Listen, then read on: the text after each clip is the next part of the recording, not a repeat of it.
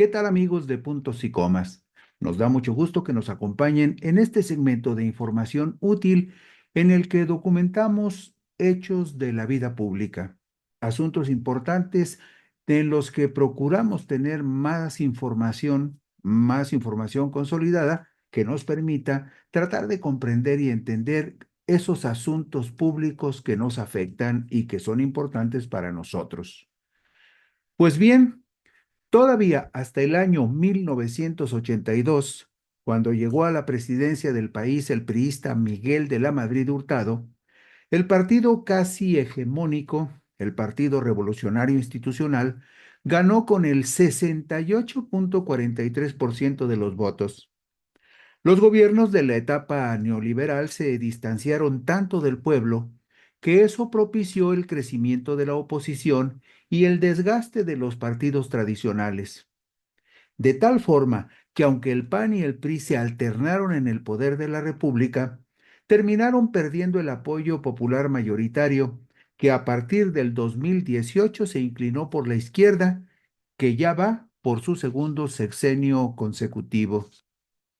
Todo esto explica también que al convertirse en más competitivos los partidos políticos y más auténticos los procesos electorales, el pueblo decide quién tiene su representación y confianza y por lo tanto cambiaron radicalmente las condiciones políticas y sociales que dieron origen a los legisladores de representación proporcional, los llamados plurinominales. El momento histórico en el que surgieron los diputados de partido y luego los legisladores plurinominales quedó extraviado en el tiempo. También dejó de tener significado la idea de que los legisladores plurinominales podían enriquecer con su talento, dignidad, honradez y decoro la representación nacional, aunque no pudieran obtener triunfos de mayoría en las urnas.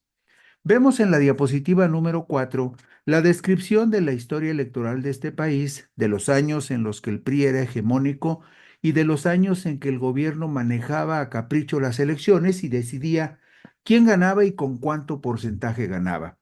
Vea usted, por ejemplo, estos porcentajes elevadísimos del 98, 93, 91% de los candidatos del primero, del Partido Nacional Revolucionario, que después se transformó en el Partido de la Revolución Mexicana y terminó siendo a partir de 1946 el PRI que ahora conocemos. Bueno, pues hasta el año de 1982, como ustedes lo ven en esta tabla de la diapositiva número 4, el candidato priista llegó a ganar por lo menos con el 68.43% y de ahí para arriba. Pero cuando se empieza a volver más competitiva la vida pública en el país, como sucedió a partir de los comicios de 1988, Carlos Salinas de Gortari apenitas rebasó el 50% y venció, por lo menos así dice la versión oficial, que venció Carlos Salinas a Cuauhtémoc Cárdenas Solórzano, aunque ese triunfo quedó manchado históricamente por la duda y por las presumibles trampas e irregularidades que se cometieron al amparo del gobierno. Fue hasta el 2018 y el 2024 cuando la votación del candidato presidencial volvió a rebasar el 50% de los votos cuando se movió la voluntad popular mayoritaria, primero en favor de López Obrador en el 2018 y después en favor de Claudia Sheinbaum en el 2024. Este equilibrio de fuerzas en la política, este desplazamiento de los partidos tradicionales PRI, PAN y PRD, no es más que el signo que define la voluntad de la mayoría de la gente que ya no quiere saber nada de ellos, o por lo menos que le pone muchas objeciones a los candidatos de PRI, PAN. Bueno, PRD ya desapareció en el 24, en este caso estaríamos hablando hacia futuro de PRI, PAN y Movimiento Ciudadano que se puede poner en el mismo paquete. Bueno, este equilibrio, esta presencia nueva y dominante de la izquierda modifica sustancialmente las razones históricas por las cuales surgieron Lo primero, los diputados de partido y después los diputados plurinominales. Las 200 diputaciones de representación proporcional se han convertido mayoritaria y privilegiadamente en la herramienta de los partidos políticos y de grupos facciosos de poder para colocar en el Congreso de la Unión a sus socios, cómplices, amigos, parientes o incondicionales, que suelen acompañarlos por los senderos de la corrupción, los abusos y el dispendio. Y lo mismo sucede con las 32 senadurías de primera minoría y las 32 senadurías de la lista nacional plurinominal. Por eso, es pertinente que la presidenta Claudia Sheinbaum Pardo retome la iniciativa de reformas constitucionales que en febrero del 2024 envió al Congreso el entonces mandatario Andrés Manuel López Obrador para terminar con la figura de diputados y senadores plurinominales. ¿Cómo surgieron los legisladores plurinominales? Ante la presión de importantes movimientos sociales, como el del magisterio entre 1956 y 1958, el movimiento de los ferrocarrileros entre 1958 y 1959, y el impacto social y la efervescencia que generó en toda Latinoamérica el triunfo de la Revolución Cubana, consolidada en su fase armada con el derrocamiento de Fulgencio Batista el 1 de enero de 1959, frente a todo ese escenario, el gobierno del priista Adolfo López Mateos, que estuvo en el gobierno de 1958 a 1964, se vio presionado para impulsar reformas electorales que permitieran ampliar la participación de la oposición. El 22 de junio de 1963 se reformaron los artículos 54 y 63 de la Constitución General de la República para crear una nueva modalidad electoral, los llamados diputados de partido.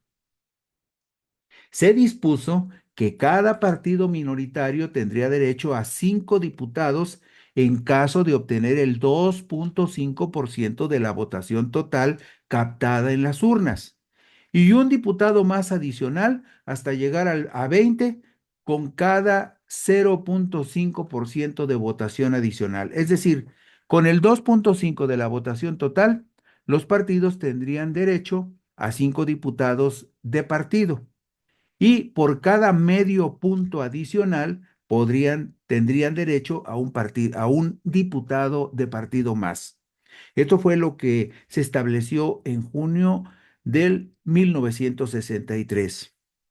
El domingo 30 de agosto de 1964, es decir, al año siguiente, cuando hubo elecciones, la Cámara de Diputados del Congreso de la Unión, constituida en colegio electoral, en esa época, la misma Cámara de Diputados, los mismos senadores, se calificaban sus propias elecciones y decían, no, pues yo gané y aquí mis compañeros del colegio electoral van a decidir si es cierto que yo gané.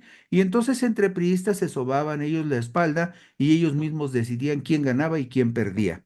Los mismos que tendrían que integrar la nueva Cámara. Bueno, pues el domingo 30 de agosto de 1964, la Cámara de Diputados del Congreso de la Unión, constituida en colegio electoral, declaró como legítima y válida la elección de los primeros diputados de partido en la historia del país, al reconocer 18 legisladores de partido para el Partido Acción Nacional, 9 para el Partido Popular Socialista, que en ese entonces era un palero del PRI, y 5 legisladores también de partido para el Partido de la Revolución Democrática, que también era palero del PRI, para que estuvieran en funciones en la legislatura 46 del año de 1964 a 1967. Y vemos en la diapositiva número 8, vemos la lista muy interesante de los primeros 18 legisladores, diputados de partido que tuvo el Partido Acción Nacional con el 2.5% de la votación total en el país. Ahí vemos a personajes, por ejemplo, algunos personajes que podrían resultarle o tener algún significado para las generaciones actuales. Bueno, pues como Abel Vicencio Tobar, que fue dirigente del partido, como el caso de, por ejemplo, eh, no sé, eh, algunos personajes como Adolfo Crislip Ibarrola, como Jorge Garavito Martínez, José Ávila Blancas. En esta diapositiva 8 ve usted los nombres de estos personajes que históricamente fueron los primeros 18 de partidos de representación proporcional que obtuvo el Partido Acción Nacional, logrando el 2.5% de los votos totales en la elección de 1964. En esa elección del 64, usted recordará que ganó la presidencia de la República el priista Gustavo Díaz Ordaz, y Gustavo Díaz Ordaz compitió contra el panista González Torres. Bueno, ahí tiene usted en la diapositiva número 8 el nombre de los primeros diputados de partido que tuvo el PAN. Muchos de ellos no llegamos a conocerlos, pero algunos nombres suenan y quizá algún pariente o antepasado de usted esté en esa lista. Bueno, fueron 18 los primeros diputados de partido que le reconocieron al PAN en la historia. Después, también hubo 9 diputados de partido que le fueron reconocidos al Partido Popular Socialista. Entre ellos, un personaje que se hizo famoso como Jorge Cruchán García, que en su momento, años más adelante, negoció incluso una senaduría por el estado de Chiapas al aceptar que no se le reconociera el triunfo por la gubernatura del estado de Nayarit a Alejandro Gascón Mercado. Pero ahí ve usted también en la diapositiva número 9, ve usted algunos nombres que suenan, como quién, como Vicente Lombardo Toledano, que fue precisamente fundador del Partido Popular Socialista. Vicente Lombardo Toledano llegó a la Cámara como uno de los primeros 9 diputados de partido que tuvo el Partido Popular Socialista. Y en la siguiente diapositiva, en la número 10, vemos quiénes fueron los 5 diputados de partido, es decir, los que entraron a lograr el Partido Auténtico de la Revolución Mexicana el 2.5% de la votación nacional en los comicios de julio de 1964. Los primeros diputados de partido para el PARM fueron los que usted ve en la pantalla: Alberto Orduña, Juan Barragán, Marciano González, Argentina Blanco y Luis G. Oyoki. Algunos de ellos a mí no me suenan, son gente que está en una etapa histórica que a mí no me tocó vivir, 1964, todavía andaba yo por ahí en la primaria, pero indudablemente que estos personajes son históricos porque en la historia electoral de México fueron los primeros 5 diputados de representación, perdón, los 5 diputados de partido que logró el Partido Auténtico de la Revolución Mexicana con el 2.5% de la votación total en todo el país. Usted recordará lo que le decíamos hace un momento, que la reforma electoral que se hizo en el año de 1963 se estableció que con el 2.5% de la votación total, los partidos que lograran ese porcentaje tendrían derecho a 5 diputados de partido y uno más adicional por cada medio punto de votación que agregaran. Así vimos en la diapositiva 8 que el PAN logró 18 diputados de partido. En la diapositiva 9 vemos los 9 diputados de partido que logró el Partido Popular Socialista, y en la diapositiva 10 los 5 diputados de partido que logró el Partido Auténtico de la Revolución Mexicana. Ese fue el primer paso en el que se abrió jurídicamente la representación de la oposición en la Cámara de Diputados del Congreso Federal. En los siguientes 10 años, la oposición logró más o menos 100 diputados de partido, 10 por cada año en promedio, pero a los partidos de oposición les costaba mucho trabajo hacer un porcentaje mínimo de votación del 2.5%. Ante esta situación, el presidente Luis Echeverría promovió las reformas constitucionales de 1972 para disminuir el porcentaje de votación que se le exigía a los partidos de oposición como cuota mínima para poder acreditar sus 5 primeros diputados de partido. Imagínese usted cómo se manejaban las elecciones en esa época, estamos hablando de la década de los años 70, en donde a la oposición, a los partidos de oposición, les resultaba difícil incluso sacar el mínimo de 2,5% para tener derecho a diputados de partido. De tal manera que el porcentaje bajó de 2,5% a 1,5%. Al mismo tiempo, se aumentaron las diputaciones que podían obtener un partido de oposición al pasar de 20 a 25 curules. Ya para entonces se hablaba de que un máximo de 20 y se aumentó el máximo de 20 a 25 curules. La ley establecía que por cada 2,5 de la votación total tenían derecho a 5 diputados de partido y que con el medio punto adicional, el 0,5% adicional, tenían derecho a un diputado de partido más hasta llegar a 20.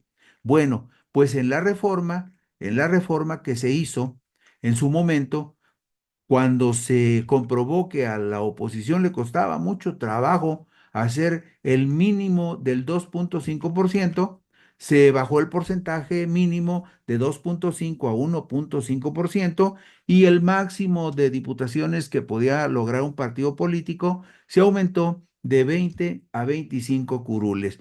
De cualquier manera era muy difícil. Solamente el Partido Acción Nacional alcanzaba en algún momento a lograr un porcentaje de votación que le representara más de 5 diputados. El PAN lograba 5%, 7%, 8%, pero no pasaba de un dígito en esa época.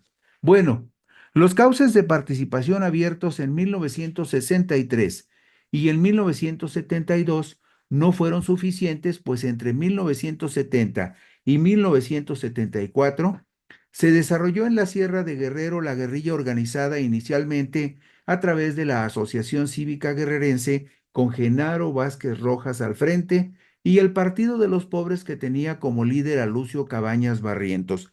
Estos nombres están en la historia porque fueron dos dirigentes guerrilleros muy famosos y muy prominentes en esa época en el estado de Guerrero, entre el 70 y el 74.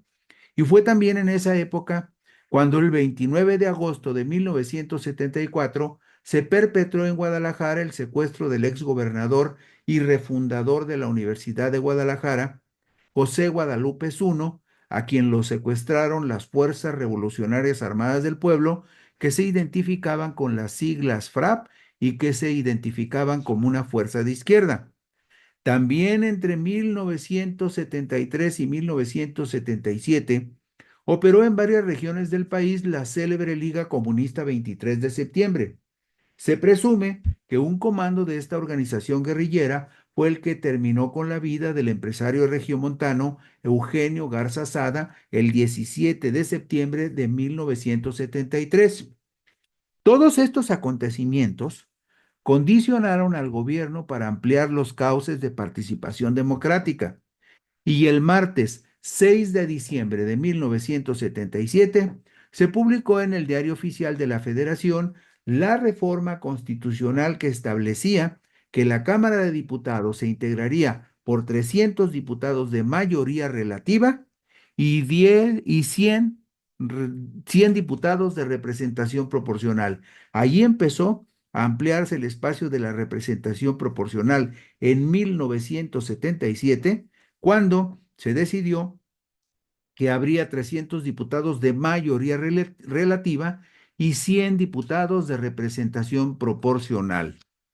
El miércoles 29 de agosto de 1979, 29 de agosto de 1979, la Cámara de Diputados del Congreso de la Unión, instalada como colegio electoral, calificó como legítimas y válidas las primeras elecciones de diputados por el principio de representación proporcional de 39 legisladores del PAN.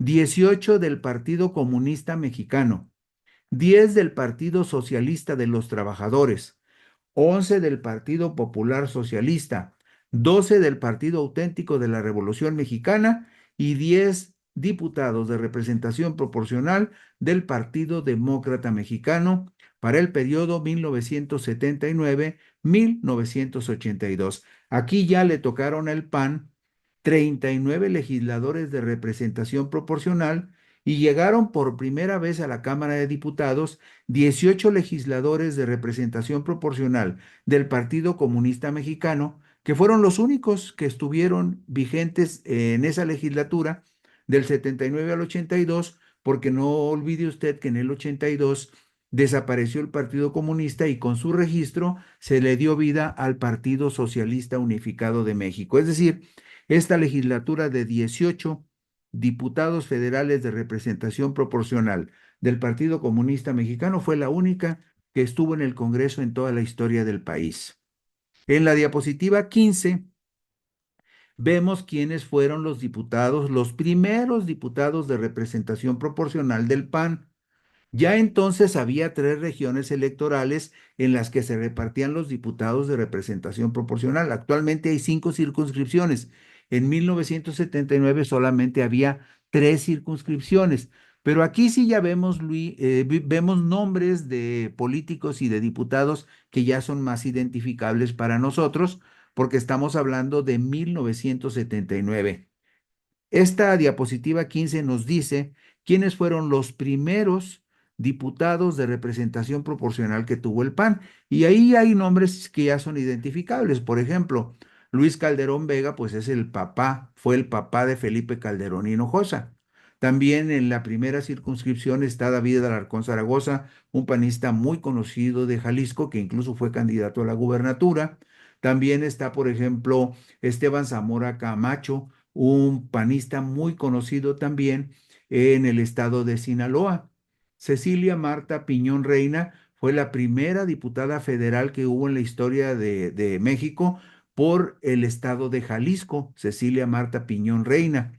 Vemos en la segunda circunscripción, en la parte de abajo, que ahí aparece ya como diputado de representación proporcional Pablo Emilio Madero, que años después fue candidato a la presidencia de la República. También vemos ahí a Juan de Dios Castro, otro panista muy reconocido, lo mismo que Jesús González Esmal. También vemos ahí a Manuel Rivera del Campo, nombres de panistas que en su momento fueron muy destacados e importantes. Y en la diapositiva 16 vemos a otros panistas que llegaron como los primeros diputados de representación proporcional en 1979, como por ejemplo Abel Vicencio Tobar, que fue dos veces dirigente nacional del PAN. Por ahí vea usted algún nombre muy conocido para nosotros, como es en este caso el nombre de Eugenio Ortiz Walsh, como Carlos Enrique Castillo Peraza, que también fue dirigente del partido. En fin, Federico Linga Altamirano también llegó en esa legislatura de los primeros 18 panistas, perdón, los primeros 39 panistas que entraron al Congreso por la vía de la representación proporcional. Y luego en la diapositiva 17 vemos también una lista histórica muy destacada. Vemos ahí los 18 legisladores del Partido Comunista que llegaron al Congreso como diputados de representación proporcional en el año de 1979.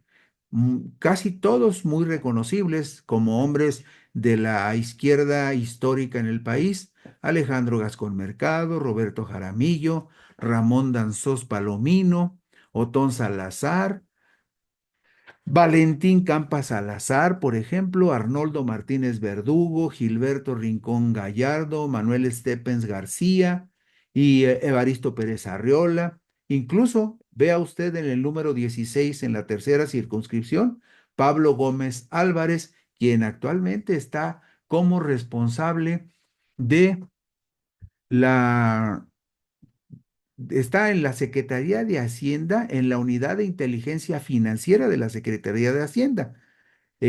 Pablo Gómez Álvarez, número 16 en la parte inferior derecha.